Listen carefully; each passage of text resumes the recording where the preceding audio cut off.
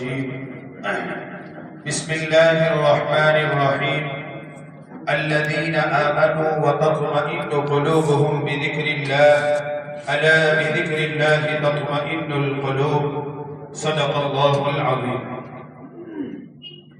آج دنیا کا ہر انسان سکون کی تلاش میں ہے. غریب ہو، امیر ہو، بنگلے میں رہنے والا ہو، جھوپڑی کا باشندہ ہو، ہر ایک کی یہی فکر، یہی سوچ کہ مجھے سکون کیسے مل جائے، اور وہ اس سکون کی تلاش دنیا کے اسباب میں کرتا ہے. تاجر ہے تو وہ سمجھتا ہے کہ مجھے اپنی زندگی کا سکون تجارت میں ملے گا. کاروباری آدمی ہے تو وہ سمجھتا ہے کہ مجھے اپنی زندگی کا سکون اس کاروبار میں ملے گا. بہت بڑی کمپنی کا سیٹ ہے تو وہ سمجھتا ہے کہ مجھے زندگی کا سکون اس کمپنی سے ملے گا. یعنی انسان زندگی میں جس شعبے سے وابستہ ہے، جس فیلڈ میں لگا ہوا ہے، وہ سمجھتا ہے کہ میری زندگی کا سکون اسی شعبے کے ساتھ، اسی فیلڈ کے ساتھ وابستہ ہے. حالانکہ قرآن کی تعلیم اس کے برخلاف ہے، اس کے برعکس ہے. قرآن کہہ رہا ہے اگر زندگیوں کے اندر سکون چاہتے ہو، آپ کو اپنی ان دنیاوی اسباب، ان دنیاوی ذرائع اور وسائل کے ذریعے سے وقتی طور پر آپ کو سکون مل سکتا ہے. آپ پسینہ لگا ہوا ہے، تھوڑی دیر آگے پنکھے کے نیچے اے سی میں بیٹھ جائے، وقتی راحت مل جائے گی.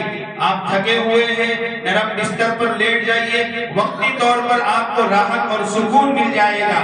لیکن سکون راحت اس کا نام نہیں ہے، بلکہ سکون دل کی کیفیت کا نام ہے کہ دل کسی ایک بات پر مطمئن ہو جائے، جب جائے دنیا اور دنیا کے جھمیلوں سے بالکل بے فکر ہو جائے. سکون اس کا نام ہے، اور یہ سکون اللہ تعالیٰ نے اپنی یاد میں رکھا ہے.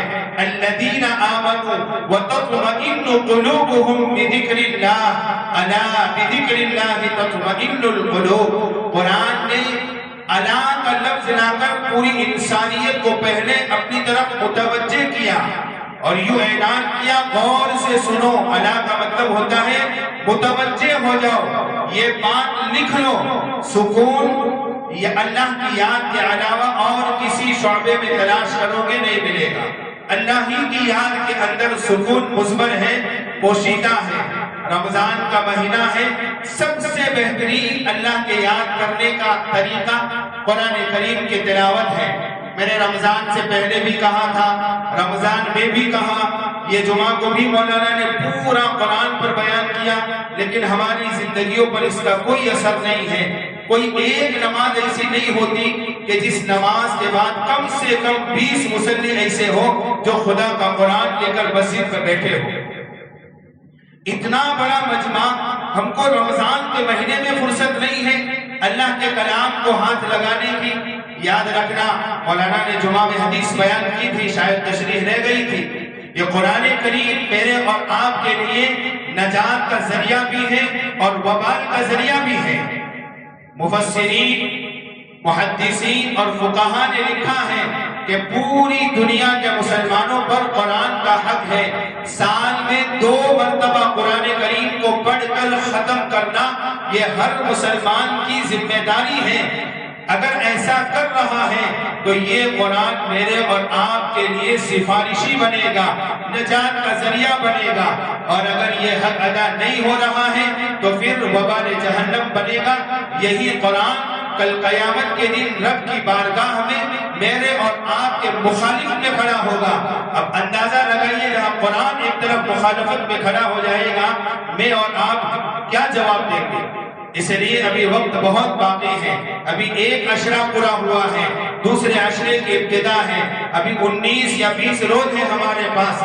ابھی سے قرآن کو اپنی زندگی کا اوڑھنا بچھونا بنائے، قرآن کو اپنی زندگی کا مشعل بنائے، قرآن کو اپنی زندگی کا محبوب ترین مشغلہ بنائے. انشاءاللہ زندگیوں میں سکون ہی سکون آئے گا.